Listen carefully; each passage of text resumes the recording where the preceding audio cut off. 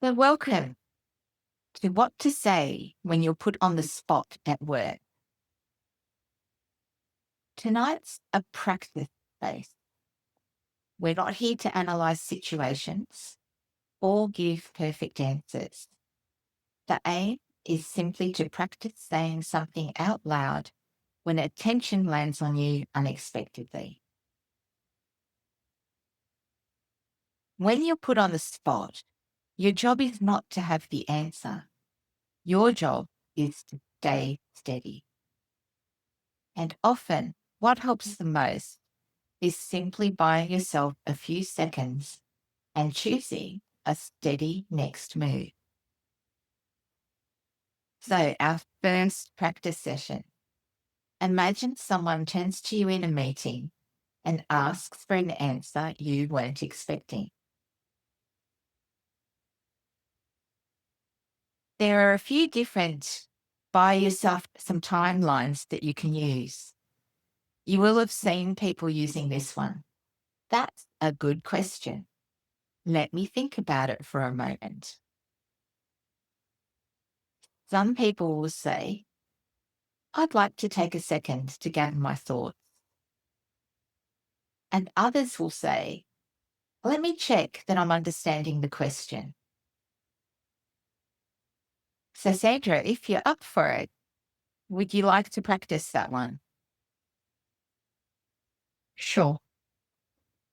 I'm going to ask you for an answer you weren't expecting. Sandra, when do you think the report will be done? That's a good question, Kathy. My understanding is that it may be this afternoon, but I actually need to check with the team leader and I can get back to you after the meeting. Thank you. Our second practice is responding without over explaining. Okay. So when we're surprised, it's easy to ramble. A short, clear response is often stronger. Imagine someone asks you for an update and you don't have the full answer yet. Here are some examples of things you can try. I don't have the full picture yet, but here's what I know so far. I'll need to confirm that and come back to you. My initial view is, but I'll double check. It sounds a bit familiar, doesn't it, Sandra? Yeah. I suppose, like you said, you're just buying time.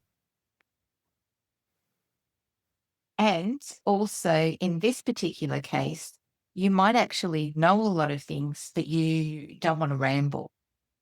So having a little bit of structure helps as well. So I'll ask you for an update and you don't have the full answer. So give it a go. Can I have an update on that, please, Sandra? I don't actually have an update at the moment, Kathy, but I will get back to you. Nicely done. Would you like It doesn't seem like a cop out, does it, Kathy?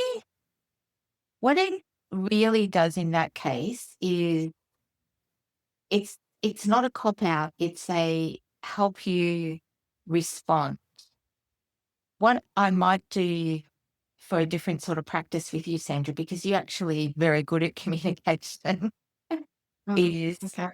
if I ask you something that you know a lot about, what you might tend to do is tell me a lot and you want to actually cut it back. So if I put you on the spot and I say to you, so Sandra, tell me why that went wrong.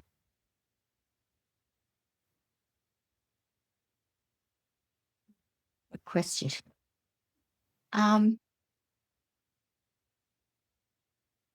We're not sure actually why it went wrong and we're not actually sure that it did go wrong, we need to do a bit more analysis and we'll get back to everybody with what our thoughts are on the situation. So earlier I mentioned that this was a practice space. It's not really a coaching space, but for some Right. people on the video, what they're going to notice is that you handled that very, very calmly and you structured it quite well. And they might feel a little bit uncomfortable because I knew to get you to pause that I would have to ask something you really weren't expecting, which is the why did that go wrong? Those sorts of questions are questions where people freeze a little because they Yeah. hear the word wrong Yeah. and they panic and they're not quite sure what to say. And I liked the way, as I said, these videos aren't normally feedback videos, but I liked the way that you said, well, it could have been wrong, but we're not sure that it was wrong. You didn't buy into the wrong bit of it, and then you followed the pattern. So for those who are listening for the first time, Sandra recently came to some of my sessions, and one of her real strengths is the ability to communicate with people. So that is shining through right at the moment. So we'll do some more practice. This one is about choosing your next move. And it's really useful for when you don't have the answer yet. The next move is often the most important thing. Some of the ways that people can handle that are I'll look into that and update you this afternoon. Another one that you'll hear in some meetings is let's take that offline and I'll follow up. And another one that is frequently used in meetings is I'll check with the team and come back to you. Because people respond at the moment, they seem much more confident, even if behind the scenes they're thinking, oh my goodness, I don't know the answer. That way of responding just makes them seem like they're comfortable. So I don't know what your go-to one is for that, Sandra, but would you like to try a line that you would use when you don't have the answer? Um, I would probably say, I can't give you an update on that right at this time, but um, I can in the next couple of days.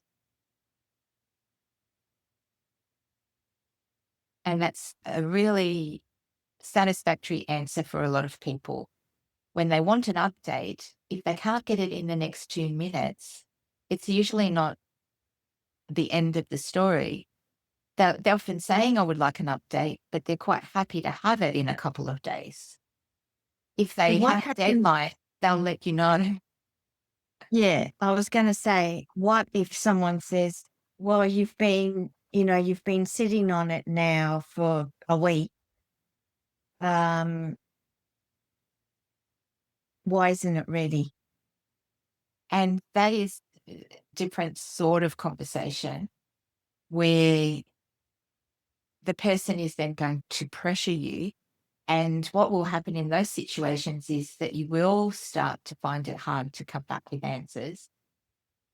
If that was the case, if you really had had it for a week and hadn't done anything about it, there's usually a reason. And the reason may simply be that there was a higher priority task. So the skill is in being able to stay steady because the question triggers a bit of, oh my goodness, what am I going to say? But if you can just take a calming breath and think about, you're right. We were supposed to have it to you a week ago. And unfortunately, this issue came up, or three of the team members were sick, or whatever the actual reason was. It's okay to say it. The thing is that when people are under pressure, they don't say anything or they say too much, one or the other. Mm.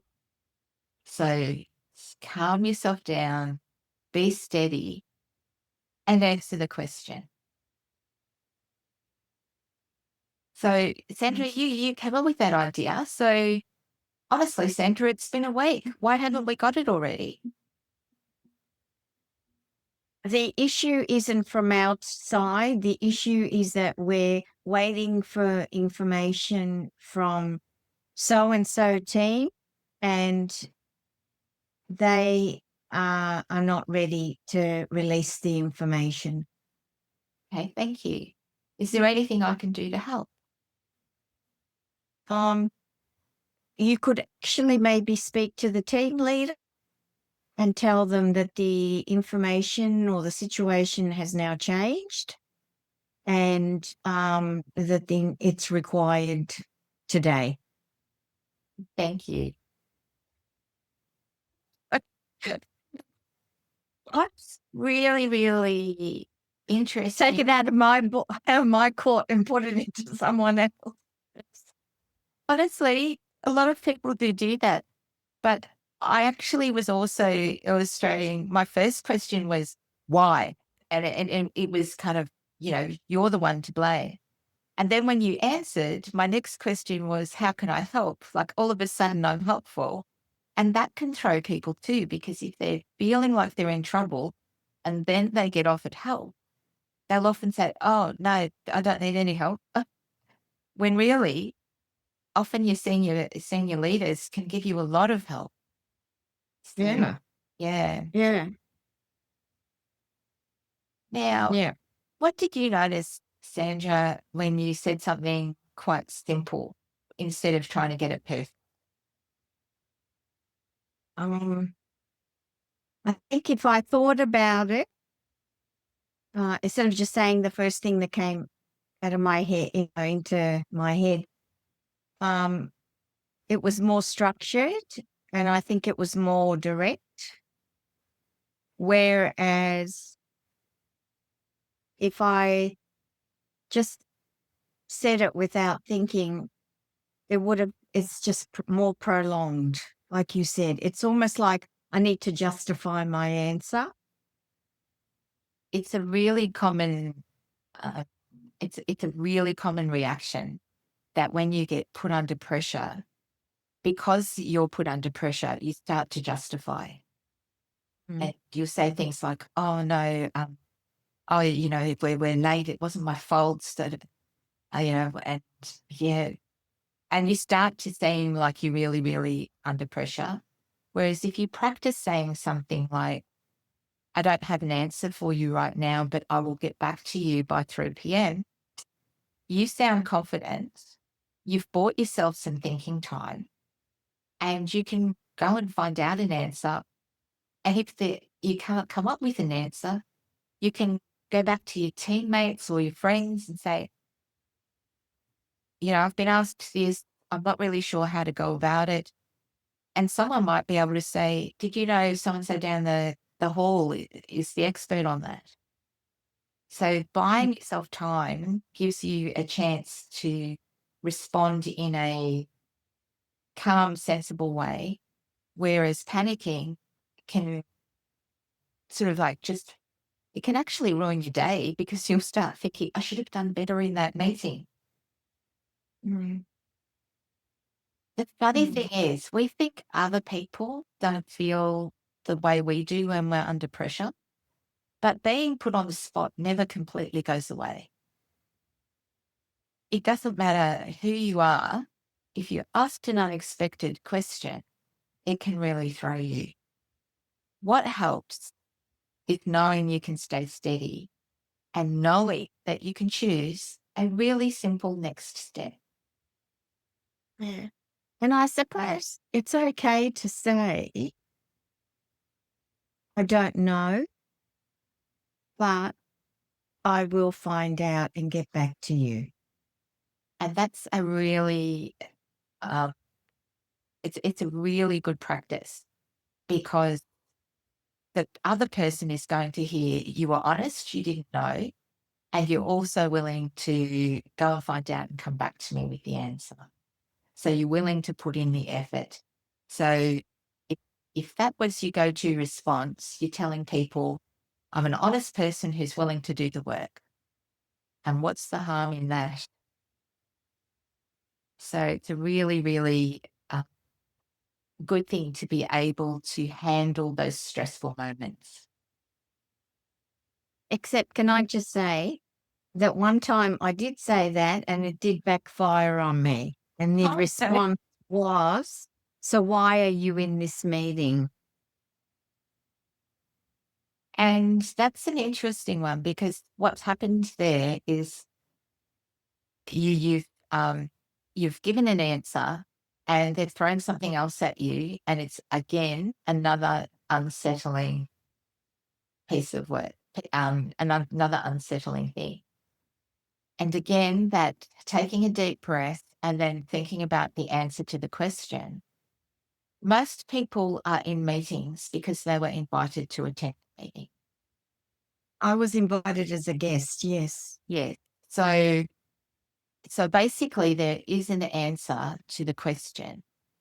And so being able to take a breath and think, well, I was invited to the meeting and I wasn't aware that I had to bring information with me. Mm. So the real skill is understanding that it's actually okay to answer the question with the knowledge that you have. You don't have to impress every time. Mm. Yes. And that's exactly what happened. I came in thinking I was providing information about one thing, and then all of a sudden it flipped, and I didn't know anything about this other topic. And so that was the response that I got. Yes, and the person may really have been sending a message to someone else, but because we're the people who are asked, we feel that moment of, oh my goodness, I don't know what to say. And that's where calming down, and you always have the option of answering the question with the knowledge that you have. Yeah. And this is the example. Well, that's exactly what's happening when you say, I don't have the answer for you, but I'll go and get it. You're answering with the knowledge you have. I don't have the answer right now. Yeah. So it's a very simple pattern. Do you have a go to make yourself calm when you're under stress? Um, yes. Yeah. Like sometimes if we've been asked to go around the room and in 2 minutes say something, you know, I take deep breaths because I know it will be my turn soon. And so um, I take a deep breath and then I give my answer because that I find calms me too. So by the time I've exhaled, hopefully, I would have given the answer. So I'm concentrating more on my breath than I am on the nervous part. That's a really good tip, Sandra. I have a friend who does what they call square breathing. I don't know if you've heard about it, but it's when you draw a square and you breathe in on one side of the square, hold your breath across the top, breathe out, and then hold your breath. So you're drawing a little square. And what she does is before she does something that makes her nervous, she'll draw the square on her leg. So you're in the meeting, you've got the tables and everything. People can't see that she's drawing the square on her leg. And she just does that calm breathing. And then she's able to do the bit that makes her nervous. Yeah.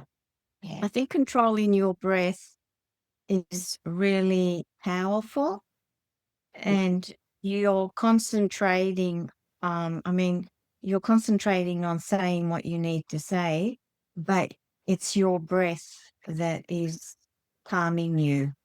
if you're focused on that too. That's true. Well, thanks for being willing to practice, Sandra. And you've That's demonstrated fine. it beautifully for the people who weren't able to attend tonight. And for those of you watching this on the video at home, if you do come to a session, you can just sit in and listen. You don't have to speak up. It's listening and hearing people do this and hearing it happen live is amazing because the pacing of it is really informative. I speak on videos all the time and you'll still hear me hesitant. So it's not just you that struggles to find the words when you put on the spot. And I really encourage you, even if you just come along and listen live, you'll find it's a really good experience. Practice definitely matters.